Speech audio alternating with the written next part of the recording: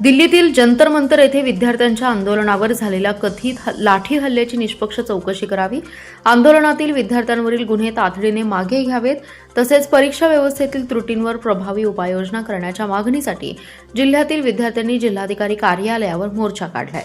या मोर्चाला शहरातील विद्यार्थी, युवक युवतींचा उत्स्फूर्त प्रतिसाद लाभला। विश्रामबाग चौकातून निघालेल्या मोर्चात मोठ्या संख्येने विद्यार्थी सहभागी झाले। आम्ही सांगलीकर, इन्क्लाब जिंदाबाद अशा घोषणांनी परिसर दणाणून गेला। सहभागी विद्यार्थ्यांच्या हातात कोणत्याही राजकीय पक्षाचं समर्थन नाही, हिंसा नाही, तोडफोड नाही, फक्त शांतता आणि एकता तसेच संविधानाच्या मार्गाने संघर्ष अशा आशयाचे फलक झळकत होते।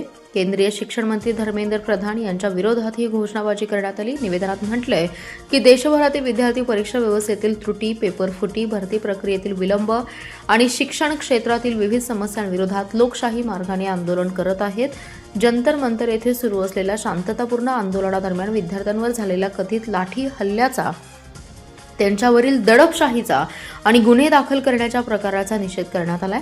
शिक्षण व्यवस्था अधिक पारदर्शक आणि विश्वासार्ह करण्याची जबाबदारी केंद्र सरकार आणि केंद्रीय शिक्षण मंत्रालयाची असल्याचं नमूद करत वारंवार घडणाऱ्या पेपरफुटीच्या घटनांमुळे विद्यार्थी आणि पालकांमध्ये तीव्र असंतोष निर्माण झाल्याचं निवेदनात म्हटलंय। नमस्कार, मी डॉक्टर स्नेहा पाटील। आज आम्ही जो मोर्चा काढला होता आणि जे आंदोलन केलं होतं त्यातल्या सर्व मागण्या अजूनही आम्ही ठामपणे मांडतो आहोत।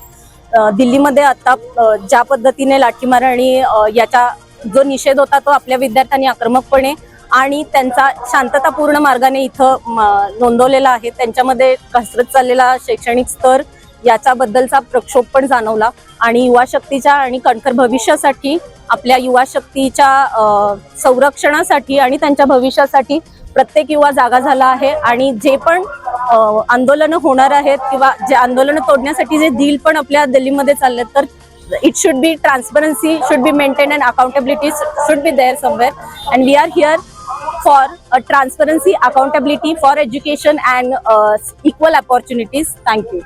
जेव्हा मी एक स्टुडंट आहे, आम्ही आज जो मोर्चा केला ह्याच्यातून आम्हाला फक्त गव्हर्नमेंटला हेच सांगायचं आहे की ही मध्ये जे लोकांना मारलं, स्टुडंटचे तिथे दिल्लीमध्ये प्रोटेस्ट करत होते त्यांना मारलं, हे खूप चुकीचं आहे। आणि मध्ये भरपूर नीटचे पेपर्स वगैरे लीक झालेत। आम्हाला फक्त हे पाहिजे, आम्हाला फक्त न्याय पाहिजे आणि वी होप की तुम्ही आम्हाला सपोर्ट कराल आणि धर्मेंद्र प्रधान यांचा रेजिग्नेशन घ्याल। मी पण एक स्टुडंट आहे। 20 तारखेला पीसफुल पद्धतीनं प्रोटेस्ट करण्यासाठी नीट पेपर लीक जो झाला त्याच्याबद्दल अकाउंटेबिलिटी मागण्यासाठी जे स्टुडंट गेले होते त्यांच्यावरती अमानुष पद्धतीनं मारहाण केली। खूप स्टुडंटचे हात पाय तुटले, त्यात एका मुलगीचा मृत्यू झाला असंही सरफेस मधील माहिती येत आहे। तरीही देखील गेल्या 5-6 वर्षामध्ये भरपूर पेपरफुटी झाला या सरकारच्या माध्यमातून। तरी देखील सरकारने अकाउंटेबिलिटी घेतली नाही, ती सरकारने अकाउंटेबिलिटी घ्यावी। त्याचबरोबर जंतर मंतरमध्ये ज्या विद्यार्थ्यांवरती गुन्हे दाखल झालेत त्या विद्यार्थ्यांवरील गुन्हे देखील मागे यावेत। त्याचबरोबर सरकारने पूर्ण पद्धतीने नीट पद्धतीने एक कमिटी तयार करून परत एकदा कशा पद्धतीने आपल्याला सिलेबस मध्ये सुद्धा चेंजेस करावे लागतील। पेपर जे घेत आहेत ते पेपर कशा पद्धतीने दुसऱ्या अथॉरिटीला द्यावं, कारण जी अथॉरिटी आता गेले 5-6 वर्ष पेपर घेते त्या पेपर अथॉरिटीच्या मध्येच भरपूर हे झालंय। रीनीट मध्ये सुद्धा मुलांचे जे रिझल्ट आहेत वेगवेगळ्या मुलांचे आलेले आहेत। जर माझा पेपर आहे तर मी चेक करायला गेल्यावरती बघतोय की दुसऱ्या कोणाचा तर पेपर मला दिसतोय। मार्क्स सगळ्यांचे एक्सचेंज झालेले आहेत। रीनीट बद्दल सुद्धा परत एकदा विचार करून आणि त्याचबरोबर जे 21 विद्यार्थी ज्यांचं दुःखद निधन झालेलं आहे या सगळ्या पेपरफुटीमुळे, त्यांना देखील न्याय मिळावा। त्यांचे जे घरातले आहेत त्यांना चांगले कंपन्सेशन देखील मिळावे। त्याचबरोबर अशा घटना परत होऊ नये यासाठी सरकारने काही ना काही धोरण बनावं अशीच आमची मागणी आहे।